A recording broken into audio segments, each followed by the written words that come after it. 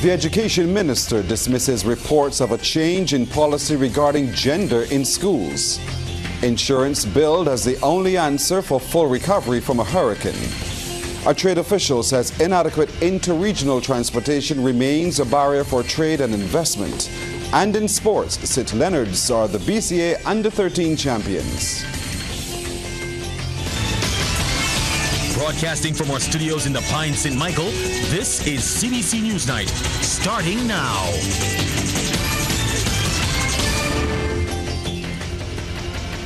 Good evening, I'm Pearson Bowen. An outright lie. That's how Education Minister Kay McConney has responded to messages on social media suggesting that signage indicating gender-neutral bathrooms were established at the St. Philip Primary School. Her comments came as she visited the plant this morning with her team, including Deputy Chief Education Officer Joy Adamson, to assess the situation firsthand. It is an outright lie. And it is unfortunate that we have people who think that it is okay to make up whatever they think they should be saying for whatever reasons they have made it up, and then seek to put it on principals like Mrs. Bamji, who has been here for nearly a decade and has been managing this school to ensure that there is safety and security for our children. On Mrs. Adamson, who has responsibilities for schools and who has verified that at no point in time was she instructed by our ministry, by me, by the Chief Education Officer, by the Permanent Secretary, by anyone, that there was any change in policy of government as it relates to transgender and same-sex and bringing boys and girls together. The Education Minister has stressed the ministry and government remain committed to protecting the island's children. We continue to look after the wealth and safety of our children, the health and the safety of our children.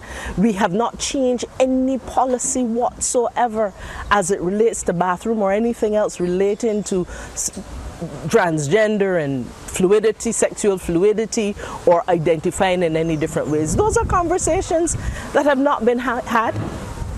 And this government and this ministry and this school has no interest whatsoever in foisting any of this onto the parents and the children of this country.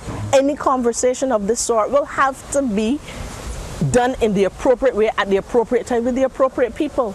And so I am here to reassure you that not St. Philip Primary, not any other school, not the Ministry of Education, and not this government has in any way, form or fashion sought to put in place any policy that would in any way go against a policy we had before. And the school's principal, Pameletta Bamji, says the signs were recently acquired through a donation. The European Union decided to give us some signs for different areas in our school so that when we have visitors, they know exactly where they're going. So when visitors come to our school, they know exactly where the nutrition room is located because there's a specific sign. They know where the computer lab is. There's a specific sign. And those signs are in English so that all of our children can read them, but we also have those signs in Spanish and French. And as you know, Spanish is part of our primary school's timetable. The children learn Spanish at this school. And usually the Spanish teacher comes on Thursdays, all right? And the children in the junior school from class 1 to 4 will learn Spanish. So they can see those words and they can memorize them, all right? So that helps in that regard. So having those signs in the bathroom as well, they wanted to make sure that you also knew if you're a visitor or if you're a child at the school, you knew exactly where to go. The Barbados Union of Teachers wants the Ministry of Education to find a solution to the ongoing environmental issues at the St. John Primary School. President Rudy Lovell reiterated his call as a number of teachers at the institution did not report for duty because of illness. While unable to give the number of teachers who were out today, CBC understands the institution was short-staffed.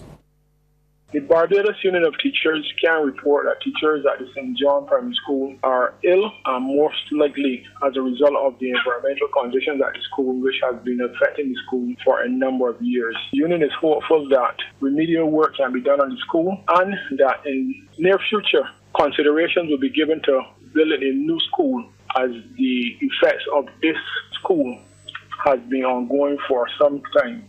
Teachers are genuinely sick. They have been sick for a number of years.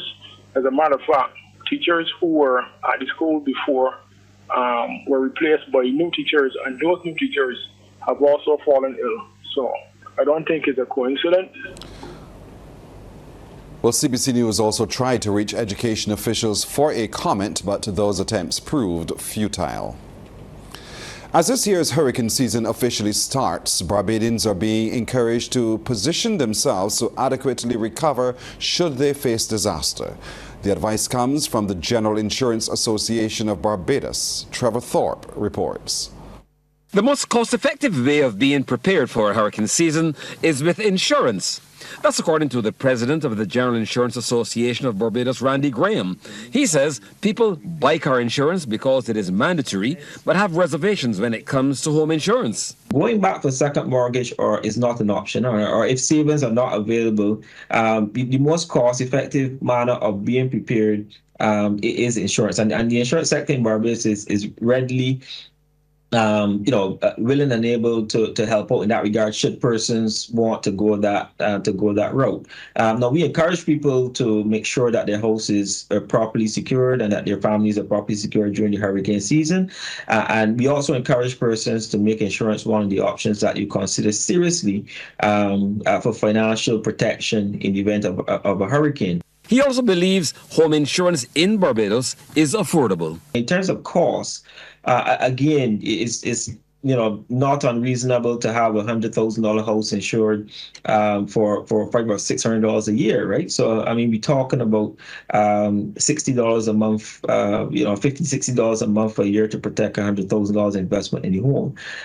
If there's no hurricane, great. We all understand that, and we will continue to feel the calls about what happens if there's no damage. But in the event of a hurricane in Barbados, we're talking about you're paying $500 in premium, and the insurance company is going to pay, upwards to $80,000 or $90,000 or $100,000 to help you repair your house. That is a good deal in the circumstances. Mr. Graham adds that insurance coverage is the only real answer to getting back on your feet in the event of a disaster. Funding needs to come from somewhere to be able to rebuild those houses, to put families back in them. And where that funding comes from, insurance is a viable option. And that's all we have to say on the matter. The 2023 Atlantic hurricane season started today and will run until November 30th.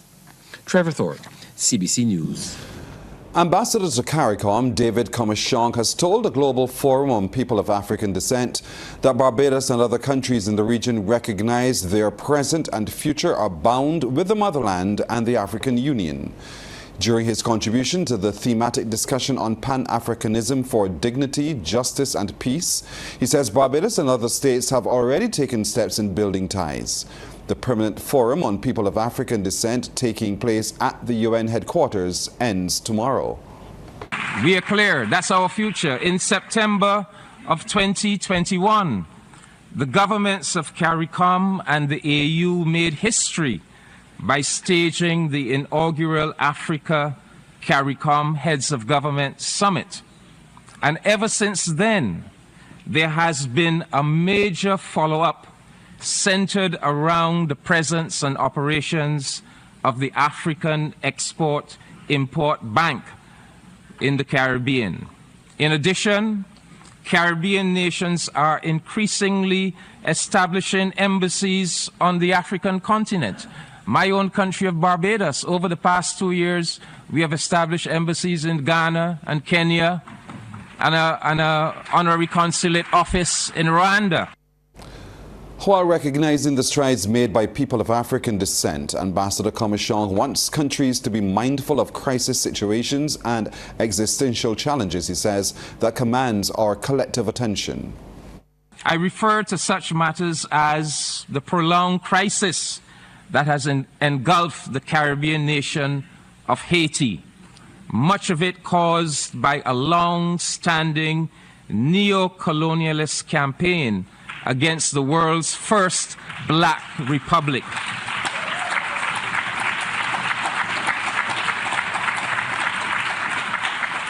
There's also cause for concern on the African continent, the several military conflicts that are bedeviling our continent. Prime Minister Mia Amor-Motley is expected to speak on the urgent need for action on water sector resilience in the face of the impacts of climate change during a major conference next week. The Caribbean Water Conference is being held at the Lloyd Erskine Sandiford Centre from June the 7th to the 8th under the theme Water is Life. It will bring together stakeholders from governments, regional institutions, the private sector, civil society and academia. The goals are to strengthen Caribbean countries, reduce their vulnerability to shocks, improve their responsiveness and increase their ability to rebound after natural disasters. The conference is hosted by the United States Agency for International Development in partnership with the Ministry of Transport, Works and Water Resources and the Barbados Water Authority. We'll take a break here, but coming up, the Barbados Museum makes changes to the way it curates. 90 years on since the establishment of the Barbados Museum and Historical Society, it intends to embrace the co-curation model. That model allows audiences more freedom to choose what they want to see from heritage collections, which increases the likelihood of making it more widely relatable and appealing. The change was announced by Director Dr. Alessandra Cummins yesterday as she delivered a lecture titled Origins of Museum in the Island of Barbados in observance of its 90th anniversary. Part of that is opening up and identifying new stories and new storylines to be able to be transforming our main exhibits, our core exhibits. And in fact, we are very pleased to have received the support of our Ministry of Tourism in the advancement of the development of the core exhibits of the museum, which transformation will take place over the next 2 to 3 years. The 2023 season of emancipation is in full swing. Barbadians are patronizing the events, and this is welcomed by government and culture officials. This year's season of emancipation kicked off on April the 14th with the anniversary of Buss's Rebellion and will run until August the 27th, the National Day of Remembrance of Jackie Opel. Today, June the 1st, is the beginning of Heritage Month. Minister in the Prime Minister's office with responsibility for culture, Senator Dr. Chantal Munro-Knight, says Heritage Month celebrates the contribution of heritage to national development and the inscription of historic Bridgetown and its garrison on the UNESCO World Heritage List in 2011. Dr. Munro-Knight was a guest on Morning Barbados. When you look at all of the nations that we talk about and we see as developed and we look at them, there's one fundamental factor that is similar across all of them. There's a high sense of culture and awareness of their culture, awareness of who they are, and a preservation of that culture, even sometimes to the negative, right? So we have countries that would go to the extreme in terms of doing things to preserve who they are, and they feel very passionate about who they are and their place in the world. That's culture. Yeah, that's culture. And that's your cultural heritage. That's that strong sense of understanding your lineage and understanding where you've come from. In other news now, veteran band leader Chetwin Stewart intends to return with his band Power by Four this Grand Kadooment. Last year, the team pulled out of the festival at the last minute owing to the unavailability of flights in and out of Trinidad, which made it impossible for them to move costume components and the body paint team here to Barbados. However, Mr. Stewart tells CBC News the Power by Four family has been planning for the jump while juggling other projects. My kids and I, we are doing a band, but we're doing a small band because we're late and we're dealing with all of this. And then more than likely, we might also have to deal with cricket. So we will go on the road. Even if we just go on the road by ourselves, we'll be on the road this year. A lot of people calling, but yes, Power by Four will be on the road. Our theme is wet. Wet is what we were looking to do last year. And basically what happened last year with the flights, we didn't get any costumes. So the theme will still be wet. Because we are so late, I don't want to call numbers, but we want to come out and have a good time. Sports Night. Brought to you with the compliments of Great Health Works, agents for Omega XL.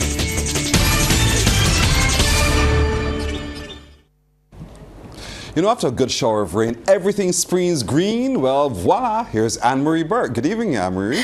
Good evening to you, Pearson. I have some good news in cricket. The St. Leonards boys are the champions of the BCS Everton Week Schools Under 13 Cricket Championship. Played at Briar Hall today, the SLB boys claimed a 10-wicket win over Christchurch Foundation after rain affected play late in the encounter. SLB won the toss and put their opponents into bat, and the boys from Churchill posted a total of 143 for 6 in 32 overs.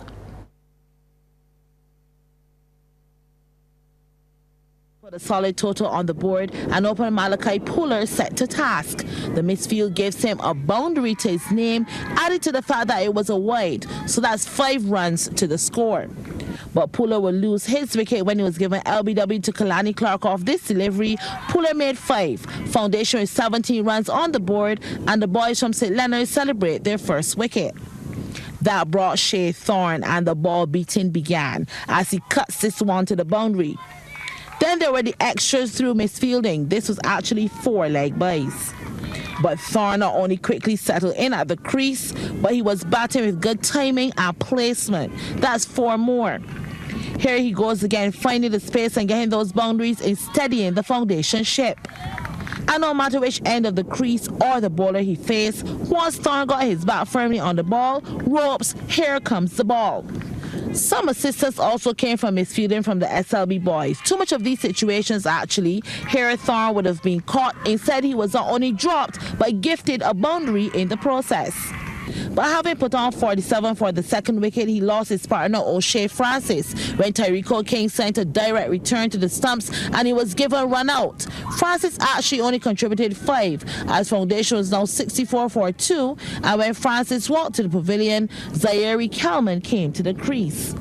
And he wasted no time in getting in on the big runs, dispatching this one to the ropes. But the wicket St. Leonards needed was claimed as Thorne is caught by Yuvraj Prasad, Dimitri Kadagan the bowler. But kudos to Thorne, who had a knock of 32 off 30 balls, including 5 fours. Foundation at this point now 70 for 3. Asher Branford was now in the middle to face the music, and he picked up the boundary fever. This one struck with some power. Kelman was still there on the other end, and though the St. Leonards boys thought this would be caught, they had to think again as 4 more was added to the score. So nice he did it twice, but only achieved through some poor fielding. Those runs were racking up. Branford then lost his wicket when he was bowled by Clark, and the captain shall lead them. Foundation is now 96 for 4. But Foundation had more depth in the batting, and it came in the form of Taraj Bazwan, who with this boundary brought up the 100 for the team. And he was just getting started. Look at this effortless play turned into the boundary. Bazwan wasted no time in taking his score to 16. The boundaries were just coming fast and furious, and his team score was climbing. And to echo his teammates in the pavilion, shot, a beauty of a straight drive, Foundation with all the ammunition. The momentum will be broken though as Kelman hit right into the hands of Shaquem Murphy. Kadagan the bowler, he made 23, Foundation now 136 for 5. Bazwan then added 1 more for good measure. The fielder tried, but all in vain. And after a well-played 30 off 28 balls, Bazwan was bowled by Prasad. At the cutoff time of 1:30 p.m., that was the end of the innings. Foundation put 143 for 6 on the board. St. Leonards then got up to 78 without loss before rain halted play, and on resumption they were set a revised target of 118 from 26 overs. They achieved it without losing a single wicket, making 118 in 21 overs. Player of the match captain Kalani Clark made 71, including 7 fours and a 6, and Kieran Gittins, he ended unbeaten on 26. While chasing 461 to win, Bangladesh A ended day 3 of the third and final unofficial test on 47 without loss against the West Indies A at the Sylhet Stadium. Windies A had declared their second innings at 220 for 5. Tejnarain Shanapal led with the charge with an unbeaten 83. Now, top Bajan surfer Jacob Burke has made it to the... Before I get to surfing, let's take a commercial break, and then I'll give you all that news from the World Surfing Championships. As promised, we have that surfing news. Top Bajan surfer Jacob Burke has made it to the third round of the men's main draw at the ongoing ISA World Surfing Games in La Bocana, El Salvador. Competing this evening in Heat 9 of the second round, Burke was second with 10.17 points, behind winner Tyler Gunter of the United States by 0.16. Burke will be in Heat 6 of the third round. Meanwhile, another Barbadian, Shea Allen, is through to the second round. Allen finished second in his opening heat this morning with a score of 9.73 in order to advance. Unfortunately, in the women, Gabriella Gittins was third in her heat with a 4.97 and who has been relegated to the repechage. The Business Report, brought to you with the compliments of Republic Bank. We're the one for you. Let's report on business now. A regional trade and investment promotion agency says interregional transportation remains a barrier for trade and investment in the Caribbean. Executive Director of the Caribbean Export Development Agency, Deodat Maraj, says a way must be found to reduce the cost of interregional transportation. To drive his point, he drew reference to the cost of travel to the United States as compared with the Caribbean. Maraj was a guest on Morning Barbados. It is cheaper for many Caribbean people to travel to Miami or to New York, or Bajans going to Panama than going right next door to Trinidad and Tobago or going to Grenada. And therefore, we really have to find a way to reduce the cost of interregional transportation, allowing goods and people to move much freer and at a lower cost. But speaking about these issues, this should not preclude us from the fact, and I'm happy you spoke about emancipation, because we at Caribbean Export, we fully understand that A, it's important to boost intra-regional trade. It's important to consolidate our existing markets, but it's so important to penetrate and enter new markets. Caribbean Export is set to launch an inaugural trade and investment mission to West Africa next week. Mr. Maraj says the first country the team will visit is Ghana. We at Caribbean Export believe that we see a good foundation being laid at the political level. But what we need to do is to create a platform for business to engage with business, to create business for the benefit of people in Africa, and of course, for us here in the Caribbean. And in related news, we're hearing tonight that getting around the Caribbean is about to get a little easier. From June the 14th, international carrier Virgin Atlantic will open a service between Barbados, Grenada and St. Vincent. The new inter-island service is set to provide local and international travelers more opportunities to explore the Caribbean and underpins the airline's commitment to the Caribbean, which is hugely popular with leisure and travelers. And from November, the airline will commence flights to its 8th Caribbean destination from London Heathrow to the Turks and Caicos Islands, providing more Caribbean choices for travelers. For another look at sports, absolutely beautiful here, Emerald Green. Here's Anne-Marie Burke. Thank you, Pearson. I start with swimming. Pirate Swim Club claimed a 4th consecutive title after winning the 2023 Aquatic Center International Invitational Swim Meet recently. Pirates amassed 1,223 points to beat out High Tide Stingrays with 771.5 and Alpha Shark Swim Club with 565.5 points. Here's a look at some of the events that brought down the curtain on the meet. Before the relays closed out 3 days of exciting swim competition, the last 2 individual events featured the 15 and over girls and boys 100-meter breaststroke. This is the girls' race, where from the first few meters, you can see which lanes will be the dominant ones. Lanes 3, 4, and 5 in the middle of the pool, all heading to the wall pretty evenly. Fast forward to the final 20 meters or so, and it was now a battle of 2 swimmers. Adara Stoddard of High Tide Stingrays and Bianca Mitchell of Viper. Stoddard is starting to give herself that slight advantage over Mitchell, as she not only picked up the pace, but lengthened her strokes. Also in sight, qualification for CC Cannon Goodwill Games, and she looked on target. And with the push to the wall, stopped the clock at 1 minute 17.59 seconds, achieving both qualifying times, with Mitchell's second in 1 minute 19.91 and third Olivia Kerr-Muir 1 minute 24.06 seconds. Both girls also in Goodwill qualifying times. Into the pool, the boys go to conquer their 100 meters with the breaststroke technique, and from the outset the pace was quick. In no time they had the first 25 meters conquered, and it was too close to call. So let's go to the point where the race shaped up. Louis Sebastian Weeks made his move and was not easing up. With every stroke he edged away from the rest of the field. It was now just him and the clock, also focused on qualifying for times. And he looked so strong as he touched the wall in 1 minute 07.05 seconds. CC Can and Goodwill, here he comes. All the excitement was behind him though, as much as Joshua Ross with a late surge sneaks in for second, also on the CC Can qualifying time, and third was Leonardo Ross.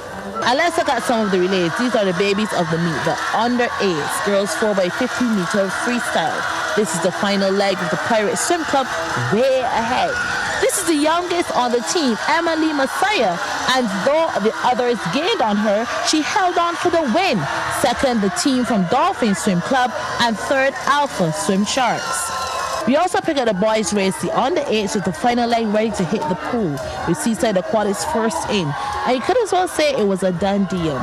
Really no competition as the quartet of Dari Duglin, Noah Nichols, Richard Arthur and Khalil Patrick completed the course in 2 minutes 55.83 seconds.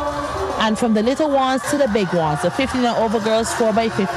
And we pick it up with the penultimate swimmer in the final stages, the battle between Pirate Swim Club and High Tide Stingrays. And into the water for Stingrays was Amelia Mears, for Pirates Kenya Dean.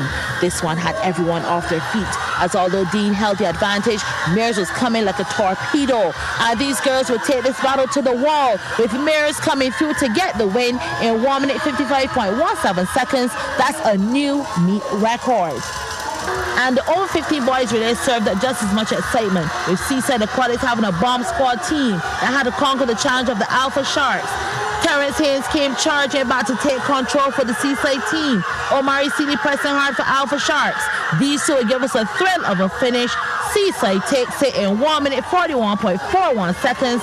Sharks time 1 minute 41.89. That's a wrap on the Aquatic Center International Invitation. All right. On that note, we say thank you so much for joining us. That's our time tonight. I'm Pearson Bowen. For the crew, to all of you, good night. We'll see you tomorrow.